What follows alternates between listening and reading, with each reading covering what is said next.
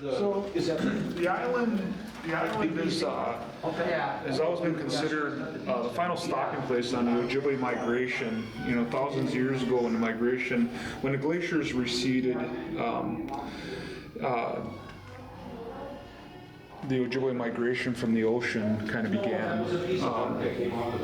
Prophecy and vision. There were some signs that that we needed to move, and that really hard times were coming on the oceanic front there. And our people started this journey in spirit and vision to find a place where food grows on the water. And of course, that food is wild rice or manuman. And but I love the fact, and I'll share this with you guys just as a way of given the bigger picture, is most all the old Ojibwe guys I know and talk with, they always refer to the migration as our return, and it goes way back to a much deeper history, and it goes back to. Ooh, this is sharp, and Never been used. so I'm using pretty light pressure because it's so sharp. It's great, and I'm looking down the blade at my line. I'm also trying to keep the saw straight up and down this way.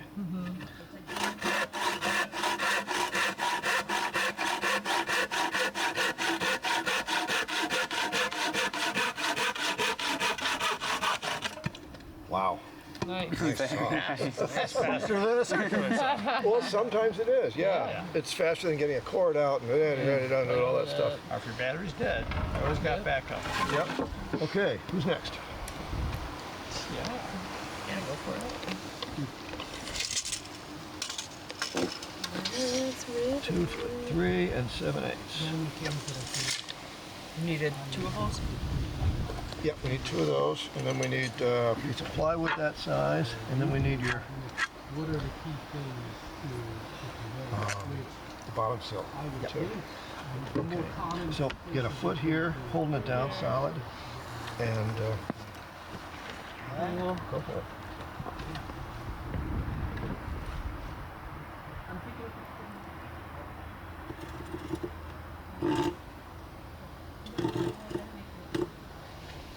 Wait, so this is a push? Yep, you can. Yeah, don't get a thumb under it, but Not my clear. but there's plenty of smooth on the side here that you can use as to guide your thumb. You're just going back. Let me just. Yeah, you got it. You got it. There you go. Don't push too hard. 2 inch will probably drag it closer. Yeah. On the line. No, it's not. Yeah, very light pressure.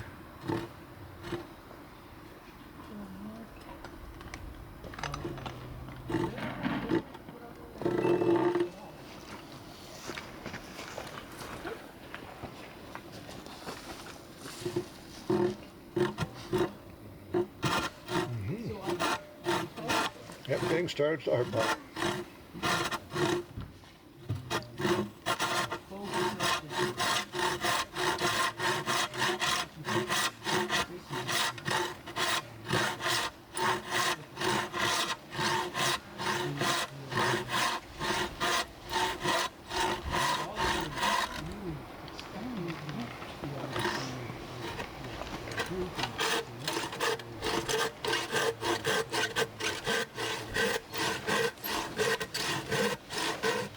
And use a little more of your arm. A little longer. Yeah. Beautiful. Fabulous. those two things. Nice. All right.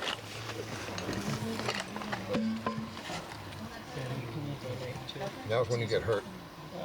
I'm not kidding. It's because it's all unsupported, right? Yeah. And it's super sharp. I've worked on, well, no, a lot more than that. Several projects with people less skilled than I was, where What's different about this one, which is the question you asked, was your group's organization and responsibility to each other. That I thought was very unique and a little cumbersome, I thought, but that's because I'm from a different world.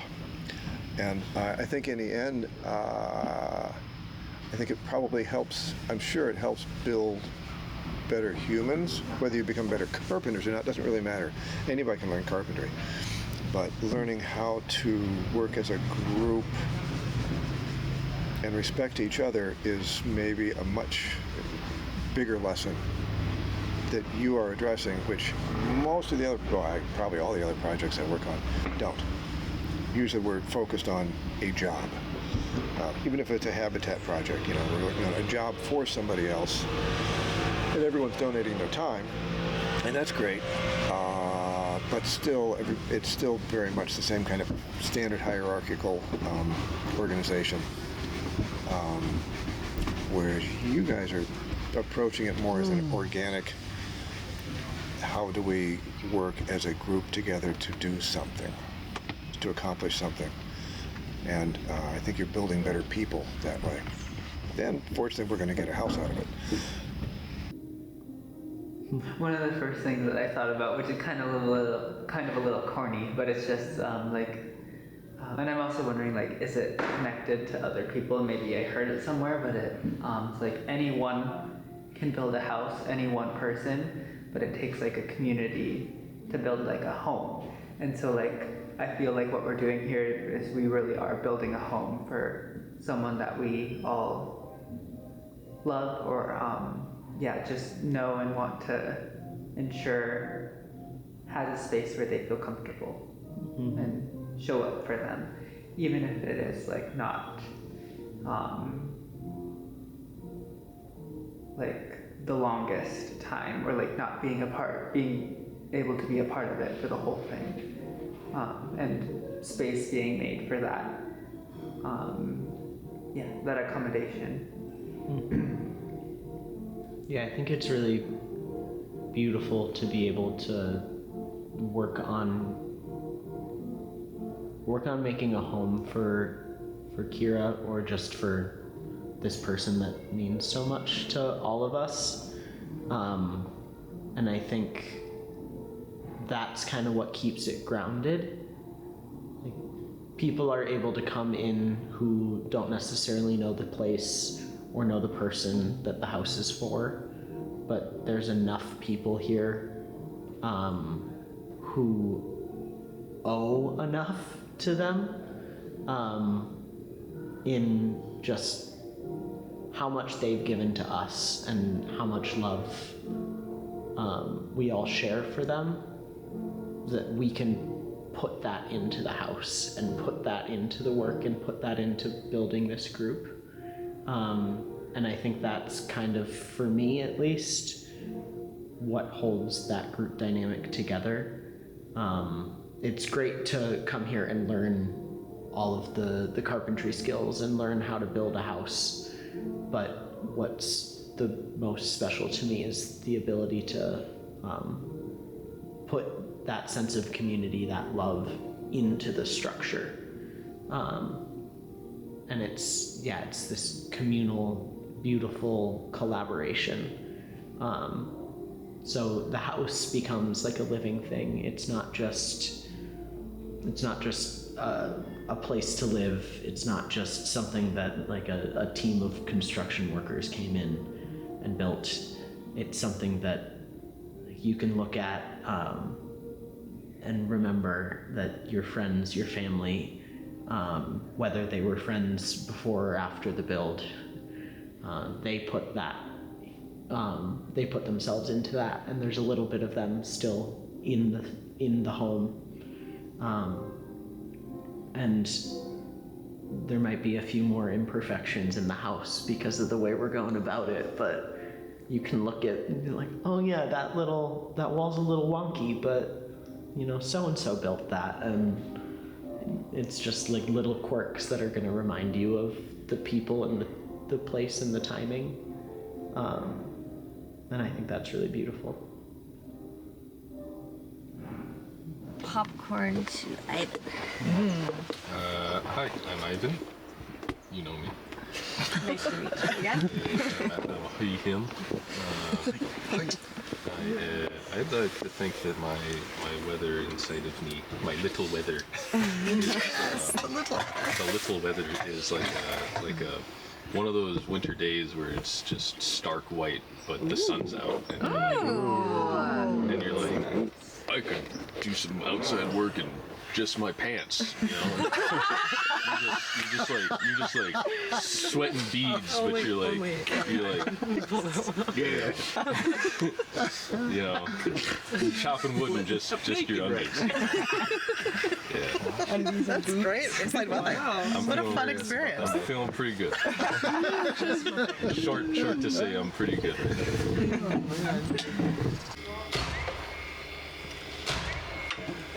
Man, I'm gonna fuck this cut up. No, I'm going to. It's on camera. You want me to tell you that you're not gonna fuck it up, or you want me to tell you that you're gonna fuck it up? No, tell me I'm gonna fuck it up. Yeah, you're gonna fuck this up. No, I'm not. I'll watch you fuck it No, up. I'm not. I'm gonna watch you fuck it up. Cutting! Cutting. Don't fuck it up.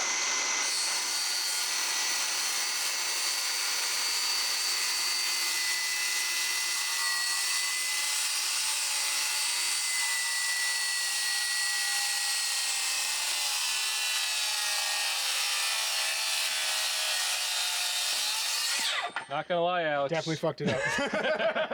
Not gonna lie. But I fucked it up long, so it's okay. Yeah. You're good. Also, I think this is getting low. Man, this wood smells like hash or something. It smells like Douglas fir is what it smells like. Mm. Hi, Chris Alex. Gosh.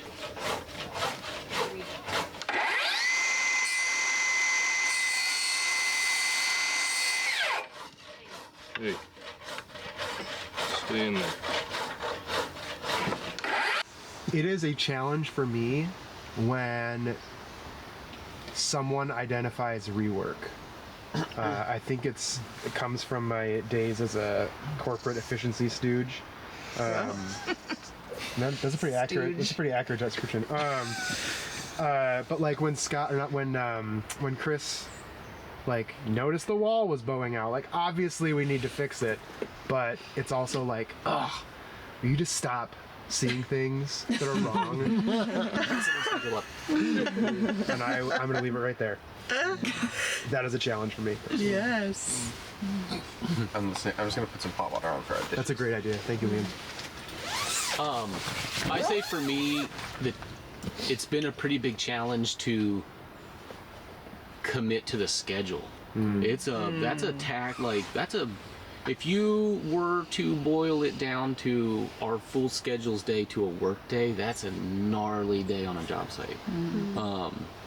And having a family and a partner and outside commitments, and like we all do, it's been pretty intense just to be in it for 10 days. To me, I was just thinking about this last night.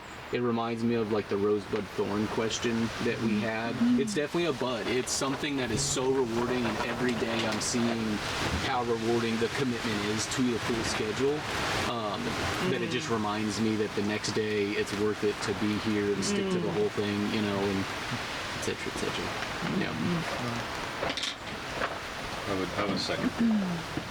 This schedule is challenging for me mainly just because I don't necessarily take I do take joy in being here, but I have the social battery that I need the alone time to sort of refuel, and being around people for this amount of time every day, I think is also why I haven't really been sleeping well. I just need like physical and mental space away, and it's not really like something that it's not. I need a more than just the amount I would get in the evening or a single day off. It's kind of like I need like a larger amount of press time. That's just how I function. But that's it. Yeah, it's been challenging.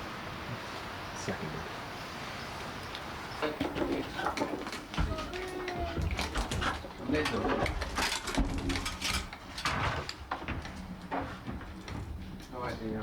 Dude, I bought extra ladders just to be able to do that. Like, I am a person that, as long as they're laid out in the right place, they're not in the way. We'll work around them, but man, it's nice to not have to move ladders around.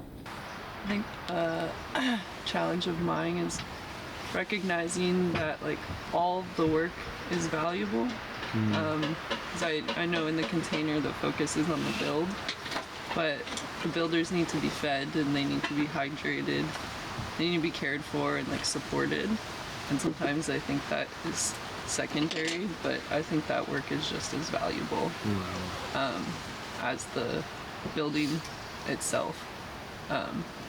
And even like me personally, because like I get in a hole of like, yeah, I want to build, or like Ivan was saying earlier, like I don't want to step away from the making stuff process. Like that's the juicy, meaty part, you know. But there are other valuable aspects of, yeah, like even taking care of yourself is, and now I think I'm sweating. It's hard. It's not hard. a challenge, but yeah.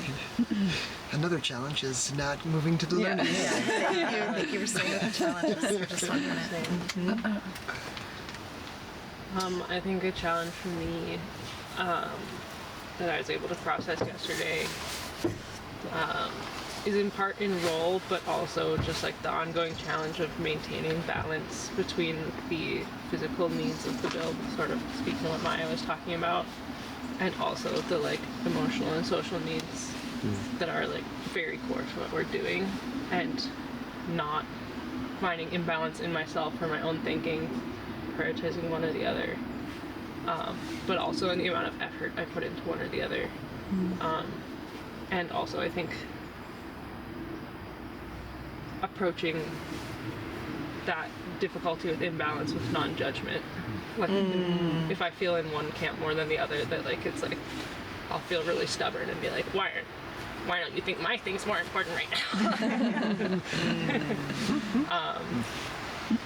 Yeah.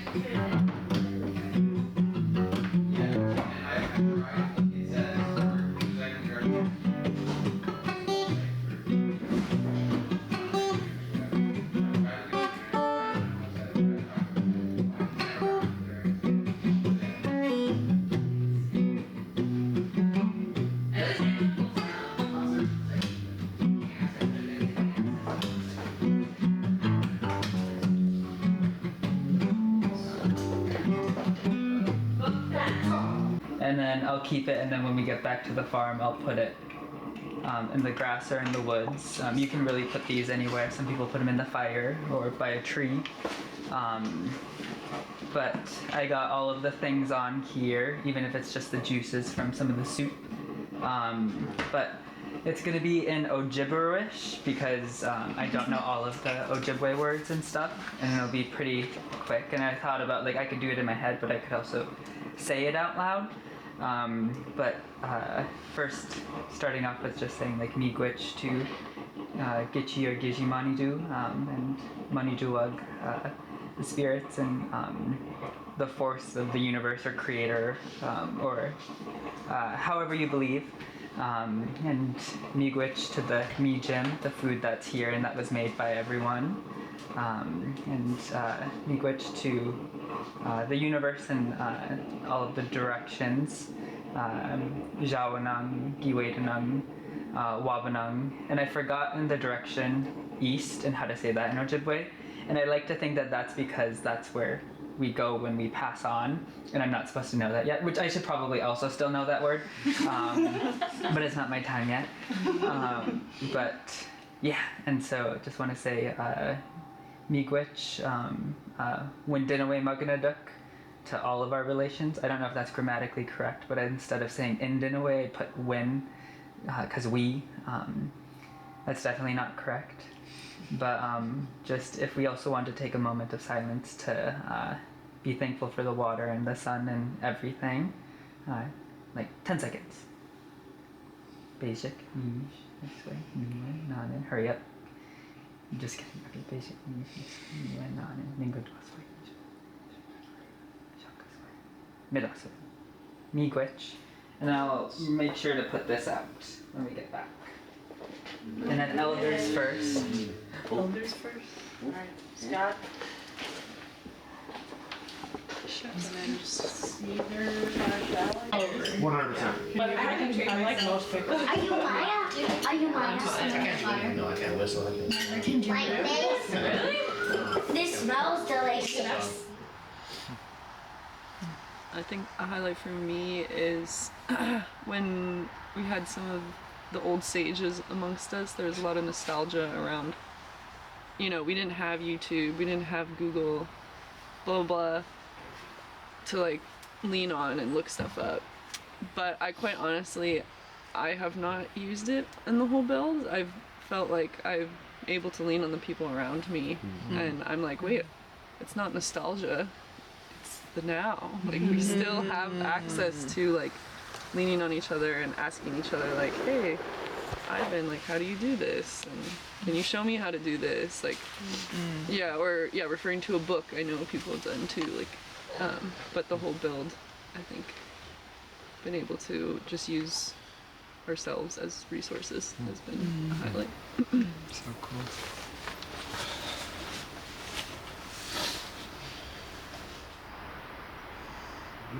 I like laughing with people. It feels good to be doing something and then still be able to like joke around and feel. It's almost like you're able to disconnect with what you're doing, and then when you kind of settle down from laughter, then it's almost like you take a break for building for just a second, even though you're still doing things, and then you take a break, and then when you come back, you kind of have like a fresh set of feelings about the situation, and it makes the day feel less long, makes it feel less like you're really trudging along. And so I can tell at the very beginning of the build there was a lot less laughter, and then as we started to get comfortable with ourselves and the situation that we were in, we were able to do more of that. So I'm very grateful for that. It's just highlights. So my highlight is individual interactions of having laughter with every single person in some capacity. I love that.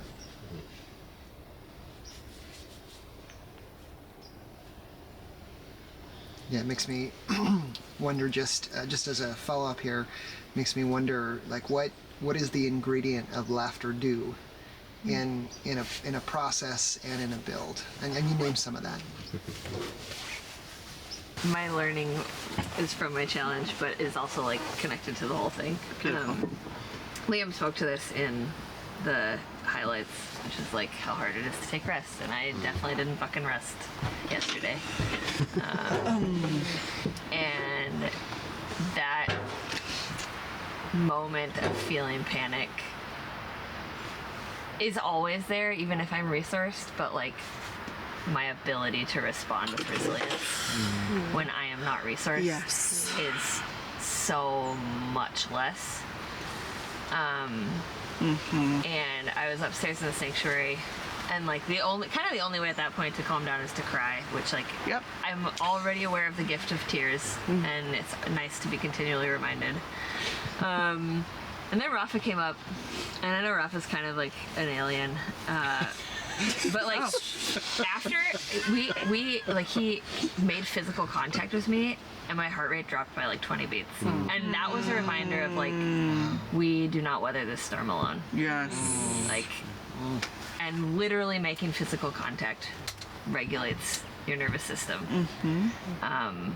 as long as it's with a regulated person, you know. But and so like if I am not resourced, I'm not alone in that. I might need to take care of my own food needs. Like food might be an exception to that rule. I'm just always having a contingency plan, but like when that panic arises, I don't have to be alone in that piece of it. And when Rafa was there, I also, obviously we were in the sanctuary, so White Jesus was there. We're working on it. And it's just funny. We are working on it. And it's just funny. Or we'll call him Winter Jesus. Winter Jesus. I like that. That's like sweeter. There's still a problem. Jesus is browner in the summer because he's Mediterranean. Yeah, come on, Jesus. And I just like sometimes joking, like I always say, "Hey, White Jesus," because he's all over in northern Italy. Like it's, you know, Rome is in Italy, the Vatican, so there's just White Jesus hanging everywhere. Like everywhere, there's just White Jesus hanging with blood coming out of him. And yesterday when Rafa was sitting there, I had a moment of feeling a little silly, and I was like, "White Jesus, what am I supposed to learn in this?" And me and Rafa talk about like how when people pray, for me, it's like it just makes it easier to talk to yourself. Yes. That's cool. And feel like you're talking to another person. They're like, White Jesus, what am I supposed to learn from this? And the response was, you need to rest. You need to learn to say no. And what opened for me in that was this awareness that like a big part of the food thing is like the feeling Yes. of missing out, of like missing out in community, missing out in the flavor, missing out in this stuff, and like that is a part of saying no. And grief can be a salve to that. And it is okay to grieve these moments that can feel really little, of like missing out on a meal, and just to like normalize that for myself. So there's a lot of learnings in that. Yeah, that's wonderful. I love it.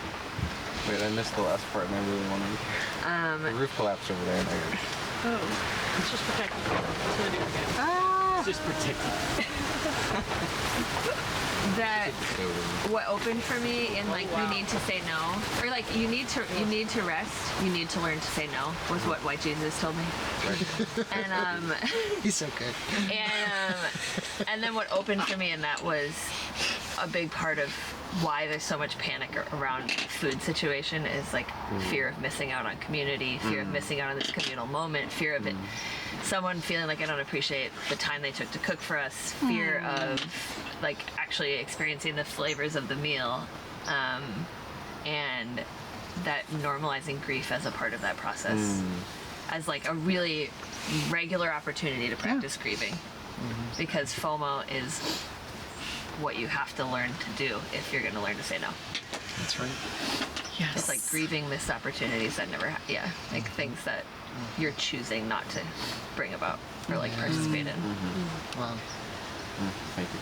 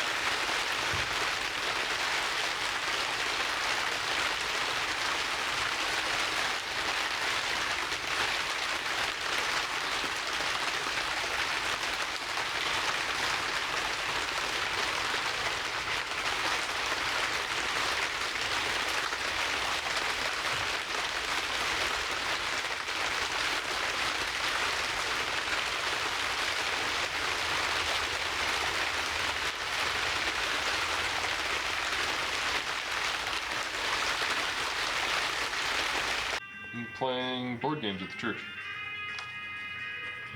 Or sorry, at the fuck me, Jesus Christ, at the library.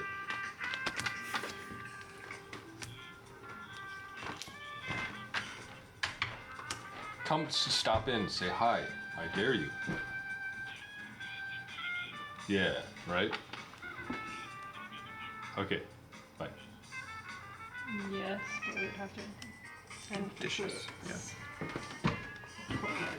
Okay, so I am going to I mean, Kelly was preparing for it at the church, so we could just go to the church, build. which would be easier to dish by.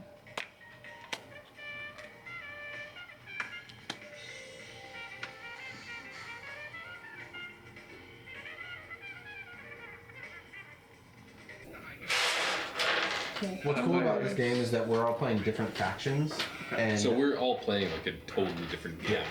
it's an asymmetrical game. Cool. Okay. So the rules and mechanics that we're all using are different. Got it. And we all have different goals. Yeah. Well, we all have the same goal, which is win by getting 30 victory points. Sure. But the way we each get points is very different. Got it. And there's some core mechanics that stay the same, like the way that we craft cards and the deck that we use, and some actions like moving and battling and stuff like that. Yeah. But we all have very different pieces and very different actions. Okay, cool. So That's fun. I'm playing the Marquita Cat, which are these cats that are trying to take over, or they've already taken over the woodland, and they're trying to like build their empire by building infrastructure. So I have to grow my warriors, rule clearings, and then build infrastructure in them, and that's how I get points. Gotcha. Ivan is playing the Lord of the Hundreds, which is a sort of horde of mice that is trying to take over the woodland and just oppress people. Your turn, Ivan. He gets points by oppressing, which just means that the more clearings that are empty of anything but his warriors, at the end of each turn, the more points he gets. Gotcha. That's his oppressing. And he has this little warlord that gives him special abilities, and he just sort of moves around the map, fucking shit up. And he has mobs and stuff. And then Kira's playing the Corvid Conspiracy, which are these like sort of subterfuge network of crows that just like pop up and place these plot tokens down, which can be flipped the next turn to have certain effects. But if we guess what they are, then they get nullified. And so she's trying to get as many flipped up tokens on the board as she can, and the more she flips up, the more points she gets. And at the same time, she can also like move warriors in battle and like. Lance is a farm boy. That's cheap dirt. Bringing dirt in's expensive. Now that's being cheap. If Lance wasn't good at what he does, he'd be long gone. Lance, why are these roots all dug up? Which roots? The roots around this giant oak tree that's now leaning towards the camp. Yeah, those look like hemlock roots to me, not oak. Well, I'm pretty sure they're all intertwined. Well, I just pulled the hemlock ones, not the oak ones.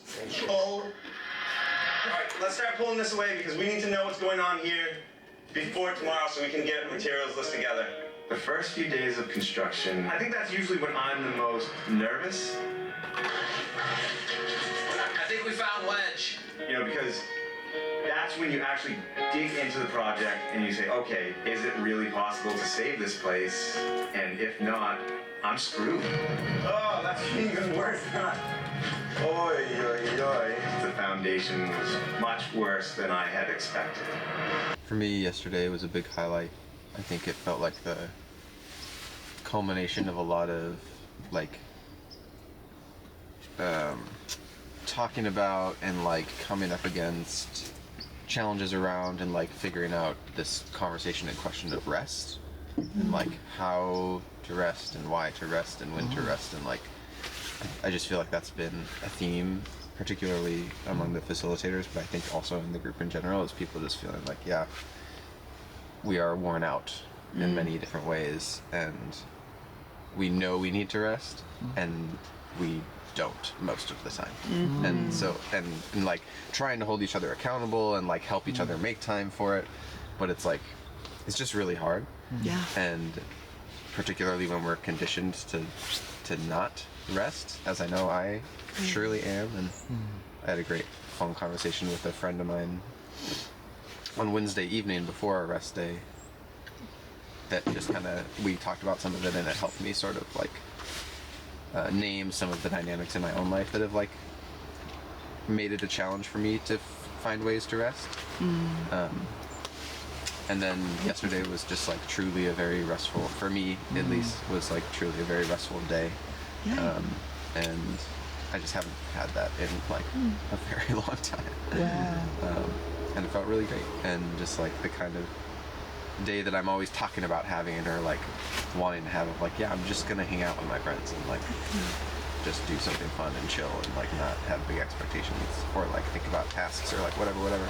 I'm always talking about doing that, but I very, very rarely do it. So just within the container of the build and like working really hard and then having this break set aside explicitly for rest, and then like the conversations between people and like the help of that accountability just really led to good day of rest, which I'm really thankful for. How did it feel to actually do the rest? Restful. Very It good felt description. Good. It felt very peaceful. Cool. It felt very peaceful and a little hard at first. At the beginning of the day, I was very restless, and I was just like, "What do I do with myself? Man, what am I doing? I have to do something." And then I just Amazing. figured it out, but yeah, it felt really nice. That's great. Cool. Thank you. When the horse left the stable, but she never came home. There ain't no forgetting that you're out on your own. Cut the scrub oaks for timber, and you're left without a friend. You won't put your book down even after it ends. Smoke curls up from the table in your quiet little room.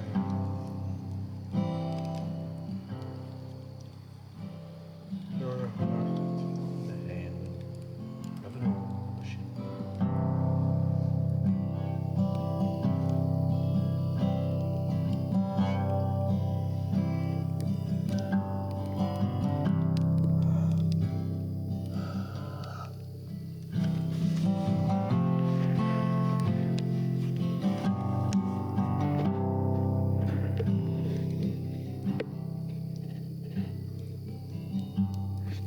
I feel like the hammer is a very important Gregory Alan Super. technique.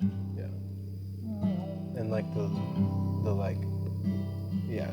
resonating bass note.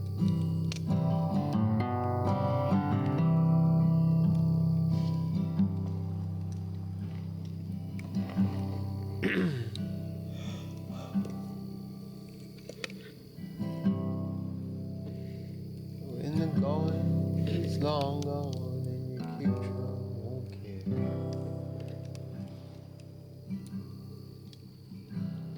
And you fumble with your fiddle, but you're fresh out of tricks. Now the horse flies keep biting. Cut of my life, take one. Okay. Cutting!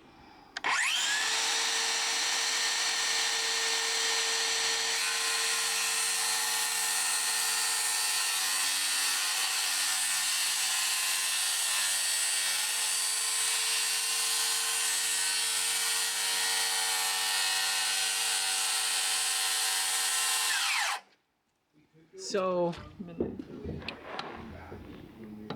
are you cutting all the way through? Oh shoot. You might have to drop it just a tad. Just a little bit. Whoopee! Which I do how? Probably. That's probably about as. Here? No. That might be part of it. Oh, it's this guy. Probably about as close as it gets onto the block. I would go one more. Yeah, lock that. Like that. It's run back. And then Okay. Start. see if that cuts through. Clearance. Okay. Cutting.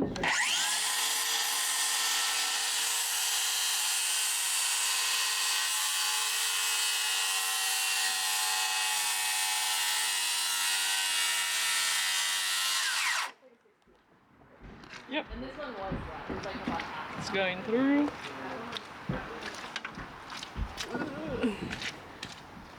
Cutting.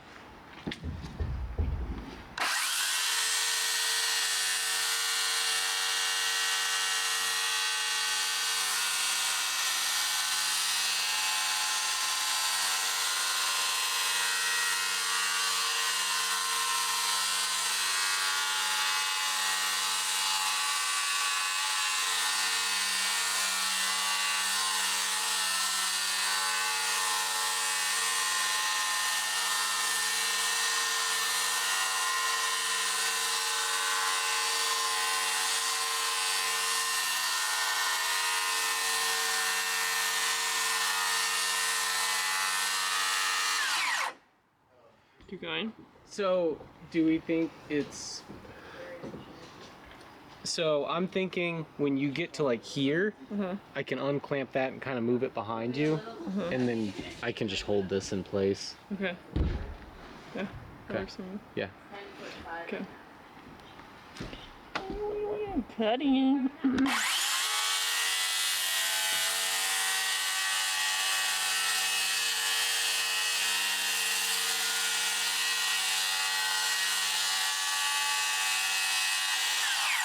Which, I didn't think about it. I wonder if we shouldn't just assess the whole off the line thing down here. Can find it. Ooh. I think I was adjusting for it a little bit. It looked like it was.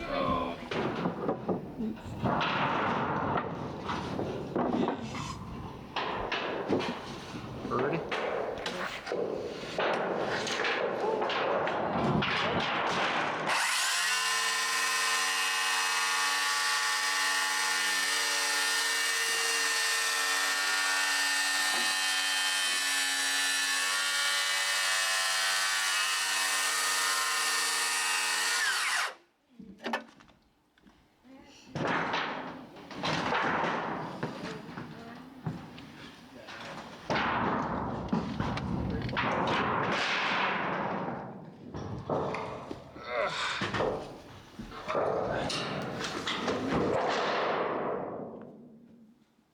That one long enough?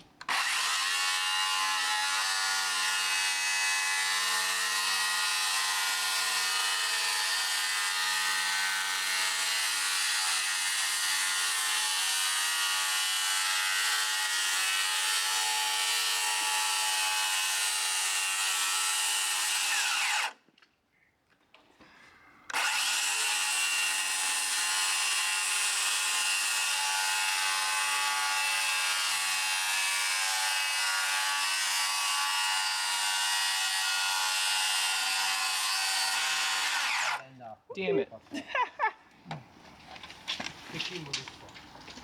think we'll just move it. Wow! Wow! I want Huzzah! I think it was the end of day Monday, because it was the last full day that I was here, and we were doing rafters, and then we noticed that the rafters needed more attention, and how everyone just kind of, like, there wasn't a lot, like, any, like, oh, like, there wasn't any of that.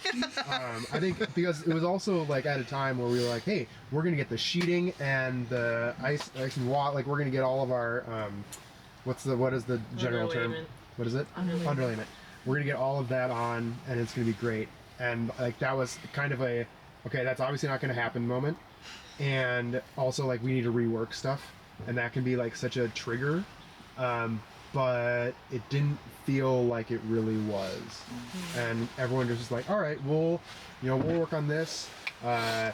We'll put these up here. We'll get some new people up there to put the rafters in. It just kind of felt like a moment of like really coming together to address something that could be more frustrating, and that wasn't really what happened. And Ivan, with the wood carving tools, like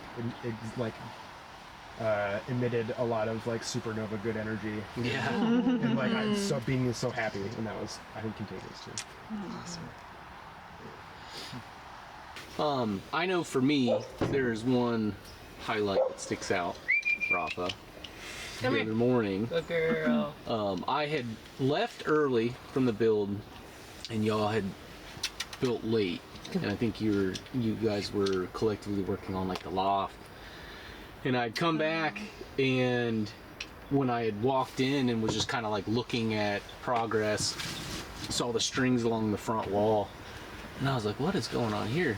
And I could tell kind of intuitively, but Rafa had like walked in and like just kind of caught me up to speed on like what you guys were doing, what problem you ran into, and then how everyone mitigated it, and was just like a builder catching me up on the day that I had missed. And I was like, this is awesome, dude. And I was like, give me a high five. I was like, this is radical. And that was definitely a highlight having that interaction, it felt like true growth on the job site. It was pretty cool.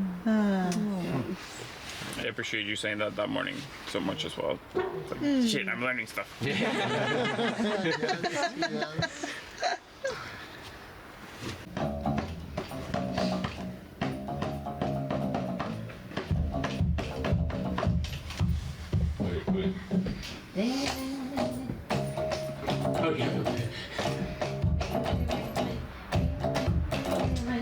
I dropped it. Maybe not so. Maybe not exactly a learning. It's more like maybe like a reminder of how sometimes we get super focused on like one thing, and our goal is like one specific thing that we're gonna do, and we're here to achieve this one thing. And how it's kind of been voiced already, how many layers, how many things also need to happen for like everyone to like take care of themselves in order for like that final goal to like happen. That it's like, you know, we if an artist we like drops an album, we don't go to the last song and then to the last 10 seconds and say, oh, we heard the whole album. We go to like the entire experience, and then there's something to that of like here that we're building a house or a home rather. There's everything that goes into a home that also needs to be taken care of. And I feel like these things are lessons that we've had before, but it's almost like we need to keep being reminded of. There's a joke that my brother and I keep bringing up, which is like, there's an episode in SpongeBob where I don't remember what's happening, but an old guy keeps being blamed for everything that's going on, and he has nothing to do with it. And there's like the mob of fish that show up, and they're like, how many times do we need to teach you this lesson, old man? And they go and I think they beat up the guy, and he's like, oh, I love young people. And so I feel like this is a kids show. I will remind you, this is a kids show. But I feel like there's something about that in life where it's just like, life is like, how many times do I need to like remind you of this thing before you like let it sink in? That you know, we keep letting our stress kind of take the best of us and contain our attention and all these things, but we know we need rest, we know we need food, we know we need to take care of these things, and also we know that we have to like kind of watch out for each other and all these things. So so not exactly a lesson, but like a reminder of all these things. Yes. And just bring some awareness to the way you're sitting and what you're sitting on and what you're sitting on is on. How your body is feeling in this moment. And just take another couple breaths on your own time.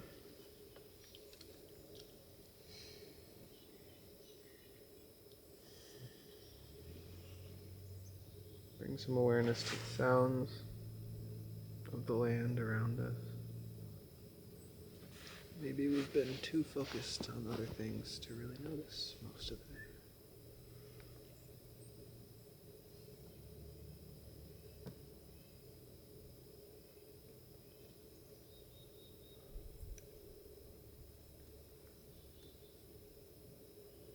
And just take a moment to remind yourself, in whatever way you need, of where you are.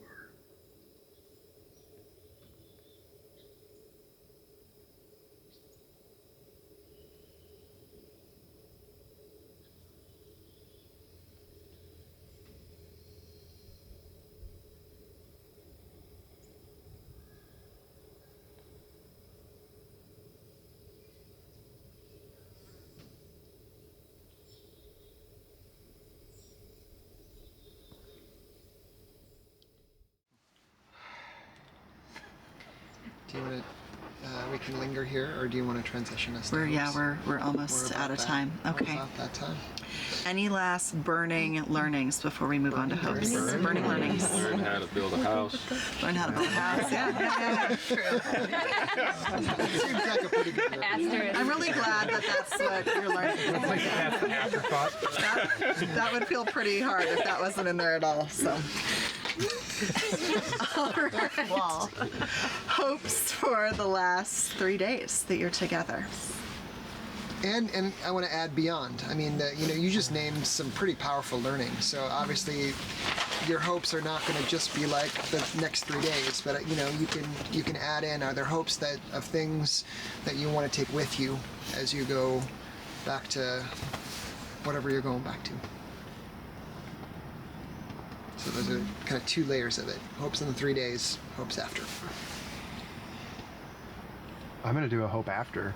After hearing Kevin, talk about how taking the check-in back to real life. I remember in the first session of the build, our friend Busy joined the build, and then I went to an event at the community garden where we were putting in raised beds, I think. And Busy took the check-in there too. We didn't talk about poop because the audience was different. But so just like seeing how y'all facilitators are really impacting lives beyond this home thing we're doing. And I really hope that there are many more people that get to experience that. Mm-hmm.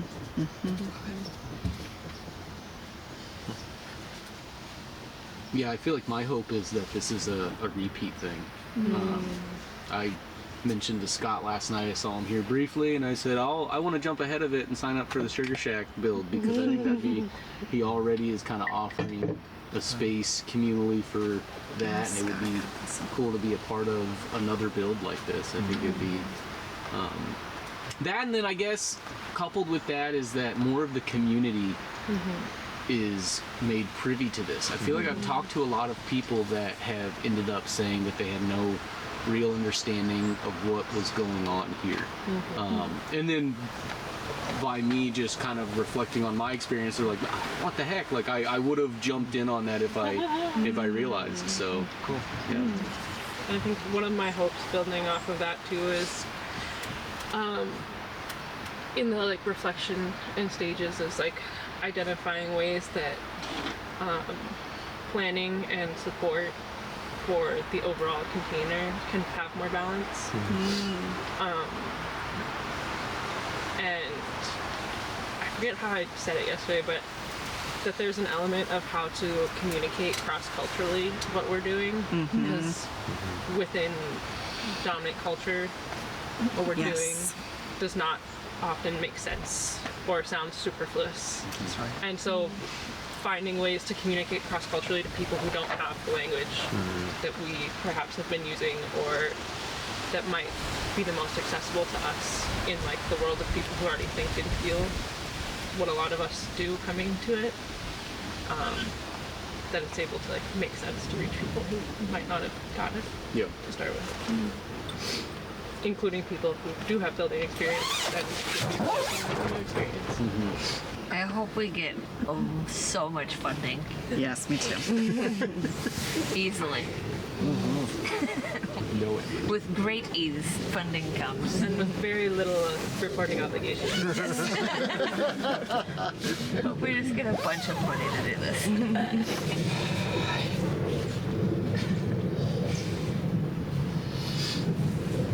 Thank you. Thank you. There's an idea that I've heard this with something like quantum physics, which sounds really complicated and it's really weird, but this idea of once upon a time when you went to school, you had to go through this entire the entire program was to teach you what now is contained in one semester. That there's something about people learning about things that it almost feels like it's spreads throughout everybody. And so my hope would be that by us being here and doing this, it somehow permeates to people that we might never meet or might never talk about this, and that they maybe just get the idea to build a house and then set up a container like this, and that they keep kind of building in that direction. So yeah, kind of echoing what everybody has been saying.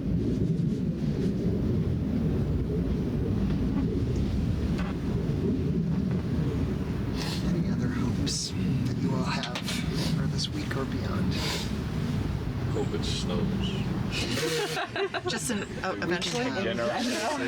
This week. You're ready, huh? I might actually join you in that. Sorry. As long as there's no accumulation. It's fine. Oh my gosh, my tomatoes though. Yeah. I have two hopes.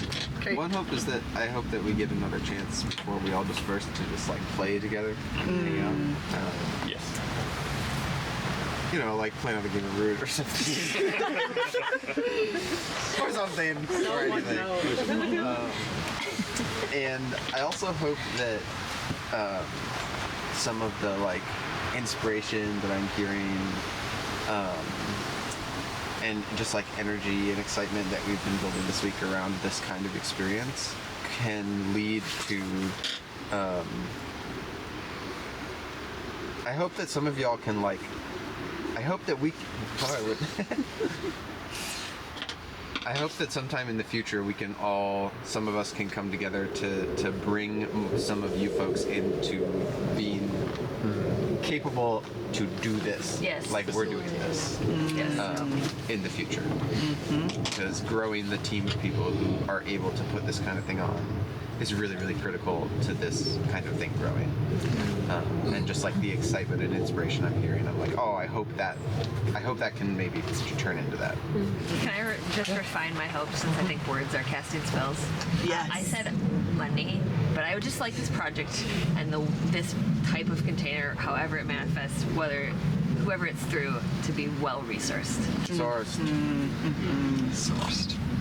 Yes. Thank you for that. I think the final thing that I'd like to just share is, first of all, just thank you for having us here.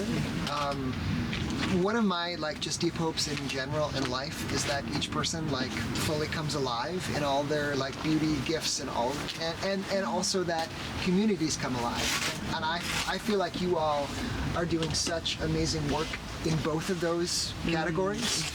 And I just want to affirm, I mean, you're talking about telling stories, like the power of sharing about what you experience. It is, I just want to affirm there's so much power in that. And I hope you realize that. I hope you share that in our community. We're liminal people. But, recently I've been recognizing that, in our roles, we're connected to lots of different communities, and we're learning how to tell those stories, figuring out what's the language, and how do we continue to sort of bring us all alive together. So I just wanted to kind of share that and say thank you for the work that you all are doing. I'm excited for you and for the community.